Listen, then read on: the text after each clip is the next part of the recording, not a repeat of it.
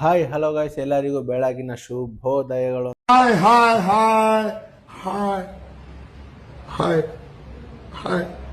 ಏನ್ ನಮ್ಮ R C B ಅವ್ರು ನಿನ್ನೆ ಮ್ಯಾಚ್ ಗೆದ್ದು ಒಂಥರ ಎನರ್ಜಿ ಬರೋ ತರ ಮಾಡಿದ್ರು ನಮ್ಗೆಲ್ಲ.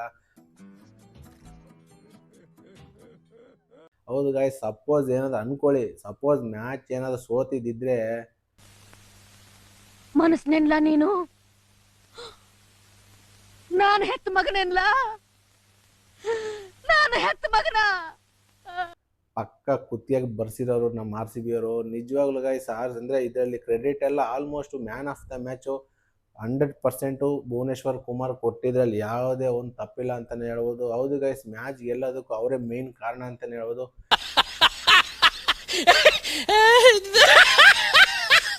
ಇನ್ನು ಕೃಣಾಲ್ ಪಾಂಡ್ಯ ಬರೋದಾದ್ರೆ ಅವರು ಒಂಥರ ಇಬ್ರಿಗೂ ಕೊಡ್ಬೇಕಾಗಿತ್ತು, ಆದ್ರೆ ಫೈನಲ್ ಆಗಿ ಗೆಲ್ಲೋದಕ್ಕೆ ರೀಚ್ ಮಾಡಿಸ್ಕೊಟ್ಟಿದ್ದು ನಮ್ಮ ಭುವನೇಶ್ವರ್ ಕುಮಾರ್. ಬೌಲಿಂಗಲ್ಲೂ ಒಳ್ಳೆ ಕಮಾಲ್ ಮಾಡಿದ್ರು, ಮತ್ತೆ ಬ್ಯಾಟಿಂಗಲ್ಲೂ ಒಂದು ಲಾಸ್ಟ್ ಬೇಕಾಗಿರೋಂಥ 6 ಹೊಡೆದ್ಬಿಟ್ಟು ಆಲ್ಮೋಸ್ಟ್ ಆರ್ ಸಿ ಬಿ ಅವರು ಕ್ವಾಲಿಫೈ ಆಗಂಗೆ ಮಾಡಿದ್ದಾರೆ ಭುವನೇಶ್ವರ್ ಕುಮಾರ್. ಇದರಿಂದ MI ಅಂದ್ರೆ ಏನ್ ಚಾಂಪಿಯನ್ ಟೀಮ್ ಅಂತ ಬಿಲ್ಡಪ್ ಹಾಕಂತ ಇದ್ರು. ಆ ಜಿಂಗ ಲಕ ಲಕ ಲಕ ಎಲ್ಲ ಏನ್ ಮಾಡ್ತಿದ್ದೀರಾ? ಬರ್ರ ಬರ್ರ ಬರ್ರ ಬರ್ರ ಬರ್ರ ಬರ್ರ ಏನು ಇಂಡಿಯಾದಲ್ಲಿ ಬರೋ ಅಂತ ಮೇನ್ ಪ್ಲೇಯಿಂಗ್ 11 ಎಲ್ಲ ಆಡೋಂಥ ಪ್ಲೇಯರ್ಗಳೆಲ್ಲ MI ತುಂಬ್ಕೊಂಡಿದ್ರು. ನಾನು ಅನ್ಕೊಂಡಿದ್ದೆ ಸ್ವಲ್ಪ ಟಫ್ ಇರುತ್ತಪ್ಪ, ಕಾನ್ಫಿಡೆಂಟು ಅಂತ ನಾನು ಅನ್ಕೊಂಡ್ರೆ ಬರೀ 166ಗೆ ಟಾರ್ಗೆಟ್ ಕೊಡೋದ ಆರ್ ಸಿ ಬಿ ಅವ್ರಿಗೆ. ಈ ಚೇಸ್ನ ನಾನು ನೀರು ಕುಡ್ದಂಗೆ ಹೊಡಿತಾರೆ ಅಂತ ನಮ್ಮ ಆರ್ ಸಿ ಬಿ ಅಂತ ಅನ್ಕೊಂಡ್ರೆ ಹಿಂಗ ಮಾಡೋದು. ಯಪ್ಪ, ಏನ್ ದಡ್ಡ ಅಂತ ವಿಕೆಟ್ ಬಿದ್ದು ಹೋಗ್ತಿದಾವೆ ಅಲ್ಲಿ. Virat Kohli out, Patidar out, Padikkal out. ಇತ್ತಾಗ ಬೆತ್ತಲ್ ನೋಡಿದ್ರೆ ಸರಿಯಾಗಿ ಬಾಲ್ ಟು ಬಾಲ್ ಆಡ್ತಿಲ್ಲ. ಇತ್ತಾಗ ಜಿತೇಶ್ ಶರ್ಮಾ ಬೇರೆ ಫಾರ್ಮಲ್ ಇಲ್ಲ, ಟೀಮ್ ಡೇವಿಡ್ ಬೇರೆ ಡಕ್ ಔಟು. ಯಾರಪ್ಪ ಹೊಡಿತಾರೆ ಅಂತ ಯಾರು ಎಕ್ಸ್ಪೆಕ್ಟೇಷನ್ ಮಾಡ್ಕೊಂಡಿರಲಿಲ್ಲ ಗೈಸ್. ಕೃಣಾಲ್ ಪಾಂಡ್ಯ ಬಂದು ಫಿನಿಶಿಂಗ್ ಮಾಡಿಕೊಟ್ಟೋದ್ರು. ಎದ್ದು ಬಿದ್ದು ನಿಮಗೆ ಜ್ಞಾಪನ ಇರ್ಬೋದು, ಏನು 2023-24 ಇದು 50 ಓವರ್ಸ್ ಓಡಿ ವರ್ಲ್ಡ್ ಕಪ್ಪಲ್ಲಿ ಇವರು ಮ್ಯಾಕ್ಸ್ವೆಲ್ ಹೊಡೆದ್ರಲ್ಲ, ಸಿಮಿಲರ್ ಅದೇ ಥರನೇ ಫಿನಿಶಿಂಗ್ ಮಾಡಿಕೊಟ್ರು ಕೃಣಾಲ್ ಪಾಂಡ್ಯ ಅಂತಲೇ ಹೇಳ್ಬೋದು.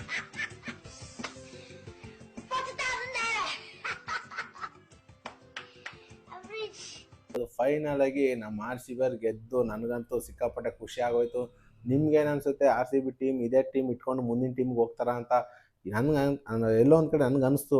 ಏನೋ ಈ ನಿನ್ನೆ ಮ್ಯಾಚಲ್ಲಿ ಪಕ್ಕ ಪ್ಲೇಯಿಂಗ್ 11 ಚೇಂಜಸ್ ಮಾಡ್ತಾರೆ. ಯಾಕೆಂದರೆ ಏನು ಆಡಿಸಿದ ವ್ಯಕ್ತಿಗಳನ್ನೇ ಆಡಿಸ್ತವ್ರೆ. ಏನು ಇವತ್ತು ಮ್ಯಾಚ್ ಆಡ್ತಾರೆ, ಮುಂದಿನ ಮ್ಯಾಚ್ ಆಡ್ತಾರೆ, ನೆಕ್ಸ್ಟ್ ಮ್ಯಾಚ್ ಆಡ್ತಾರೆ ಅಂತ ನಾನು ನೋಡ್ತಾನೆ ಇದ್ದೀನಿ. ಯಾವ ಮ್ಯಾಚು ಆಡಲಿಲ್ಲ. ಈ ಮ್ಯಾಚಲ್ಲೂ ಅಷ್ಟೇ ಗೈಸ್,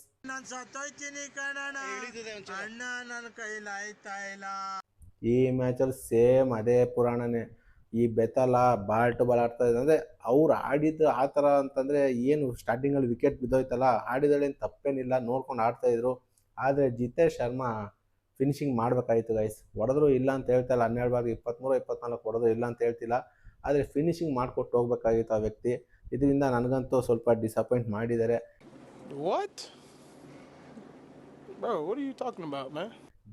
ಗೆದ್ದಿದ್ದಾರೆ. ಅದರಿಂದ ಇವೆರಡು ವಿಚಾರ ಅಂದರೆ ಬೆತ್ತಲ್ದು ಮತ್ತು ಜಿತೇಶ್ ಶರ್ಮಾದ್ ಇಬ್ಬರು ಮ್ಯಾಟ್ರು ಮರ್ತೋಗ್ಬೋದು. ಆದರೆ ಮುಂದಿನ ಮ್ಯಾಚಲ್ಲಿ ಇವರಿಬ್ಬರಿಗೆ ತುಂಬ ಹೆವಿ ಟಫ್ ಕಾಂಪಿಟೇಟಿವ್ ಇರುತ್ತೆ. ಯಾಕೆ ಅಂದರೆ ಫಿಲ್ ಸಾಲ್ಟ್ ಅವ್ರು ಬೇರೆ ಚೇತರಿಕೆ ಆಗಿದ್ದಾರೆ ಅಂತ ನ್ಯೂಸ್ ಬೇರೆ ಬರ್ತಾ ಇದೆ.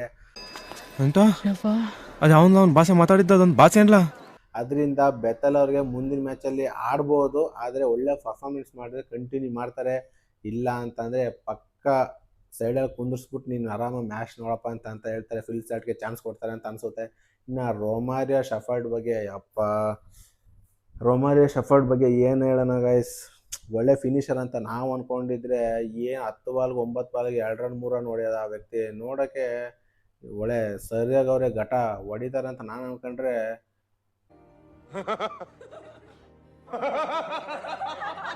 ಭುವನೇಶ್ವರ್ ಕುಮಾರೇ ಹೊಡೆದು ಸಾಕ್ಬಿಟ್ರಪ್ಪ. ಎಕ್ಸ್ಪೆಕ್ಟ್ ದಿ ಅನ್ಎಕ್ಸ್ಪೆಕ್ಟೆಡ್ ಅಂತಾರಲ್ಲ, ಸೇಮ್ ಅದಕ್ಕೆ ಒಳ್ಳೆ ಉದಾಹರಣೆ ಅಂದರೆ ನಮ್ಮ ರೊಮಾರಿಯೋ ಶಫರ್ಡ್ ಅಂತಲೇ ಹೇಳ್ಬೋದು. ನಿಜವಾಗ್ಲೂ ಎಲ್ಲೋ ಒಂದು ಕಡೆ ಒಂದು ಹೋಪ್ ಇಟ್ಕೊಂಡಿದೆ. ಇಬ್ಬರು ಅಂದರೆ ಫಿನಿಷರ್ ಯಾರಪ್ಪ ಅಂದರೆ ಟೀಮ್ ಡೇವಿಡ್ ಮತ್ತು ರೊಮಾರಿಯೋ ಶಫರ್ಡ್, ಇವರಿಬ್ಬರು ಕೈ ಕೊಟ್ಬಿಡೋದು ಆರ್ ಸಿ ಬಿಗೆ. ಕಳೆದ ಒಂದು 3-4 ಮ್ಯಾಚಿಂದ ಯಾವ ಫಿನಿಷರ್ ಬಂದು ಮ್ಯಾಚ್ನ ಗೆಲ್ಸ್ಕೊಡ್ತಾರೆ. ಅದರಿಂದ ಏನು ಲಾಸ್ಟ್ 2 ಮ್ಯಾಚಲ್ಲಿ ಆರ್ ಸಿ ಬಿ ಸೋತಿದ್ರು. ಏನು ಅಲಕ್ ಪಲಕ್ಕಾಗಿ ನೆನೆ ಮ್ಯಾಚ್ ಗೆದ್ದಿರೋ. ಸಪೋಸ್ ಏನಾದರೂ ಭುವನೇಶ್ವರ್ ಕುಮಾರ್ 6 ಹೊಡೆದಿಲ್ಲ ಅಂದಿದ್ರೆ ಪಕ್ಕ ಒಂಥರ ಕುತ್ತಿಗೆ ತರಿಸಿರೋರು ಅಂತಲೇ ಹೇಳ್ಬೋದು. ಒಟ್ಟಿನಲ್ಲಿ ಮುಂದೆ ಬರೋಂಥ ಮ್ಯಾಚಲ್ಲಿ ಪಕ್ಕ ಯಾರೋ ರೊಮಾರಿ ಶಫೋರ್ಡನ್ನು ಕುಂದಿಸ್ತಾರೆ, ಇಲ್ಲಾಂದರೆ ಬೆತ್ತಲ್ ಆದರೂ ಕುಂದಿಸ್ತಾರೆ. ಇಬ್ಬರಲ್ಲಿ ಒಬ್ಬರಿಗೆ ಪಕ್ಕ ಗೇಟ್ ಪಾಸ್ ಕೊಡೋದಂತೂ ಗ್ಯಾರಂಟಿ RCB ಮ್ಯಾನೇಜ್ಮೆಂಟ್ ಕಡೆಯಿಂದ ಅಷ್ಟೇ. ಇನ್ನು ಓವರಾಲ್ ಆಗಿ ನಾವು ಮುಂಬೈ ಬಗ್ಗೆ ಮಾತಾಡೋದಾದ್ರೆ ಗೈಸ್ ಏನು ಹೇಳೋಣ, ಅವ್ರ ಲಕ್ ಇಲ್ವೋ ಇಲ್ಲ ಈ ಸೀಸನ್ನೇ ಅವ್ರಿಗೆ ಅನ್ಲಕ್ಕಿನೋ ನನಗಂತೂ ಗೊತ್ತಿಲ್ಲ. ಒಳ್ಳೆ ಟೀಮೇ, ಅಂದರೆ ಒಳ್ಳೆ ಬೌಲರ್ ಇದ್ದಾರೆ, ಬ್ಯಾಟ್ಸ್ಮನ್ಗಳಿದ್ದಾರೆ, ಒಳ್ಳೆ ಫೀಲ್ಡಿಂಗ್ ಮಾಡ್ತಾರೆ. ಆದರೂ ಆ ಟೀಮ್ಗೆ ಅದು ಏನಾಗಿದೆ ಅಂತ ನನಗಂತೂ ಗೊತ್ತಿಲ್ಲ. ಇದೇ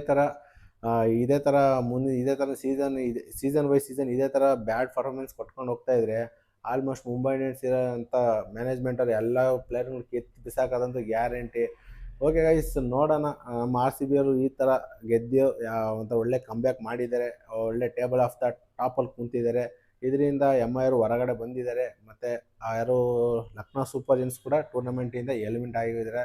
ಅಫಿಷಿಯಲಾಗಿ 2 ಟೀಮ್ಗಳು ಟೂರ್ನಮೆಂಟಿಂದ ಎಲಿಮೆಂಟ್ ಆಗಿದೆ ಅಂತಲೇ ಸುದ್ದಿ ಬಂದಿದೆ. ಇನ್ನು ಇವತ್ತು ನಡೀತಾ ಇದೆ ಪಂಜಾಬ್ ಮತ್ತು ಡೆಲ್ಲಿ ಟೀಮು.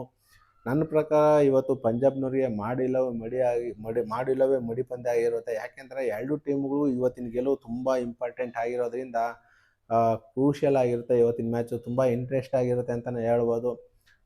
ಪಕ್ಕ 100% ನನ್ನ ಪ್ರಿಡಿಕ್ಷನ್ ಪ್ರಕಾರ ಇವತ್ತು ಪಂಜಾಬ್ ಗೆಲ್ತಾರೆ ಅಂತ ಅನ್ಕೊತಾ ಇದ್ದೀನಿ. ನಿಮಗೆ ಯಾರು ಗೆಲ್ಬೇಕಂತ ಅದನ್ನು ಕಮೆಂಟ್ ಮಾಡಿ ನೋಡೋಣ.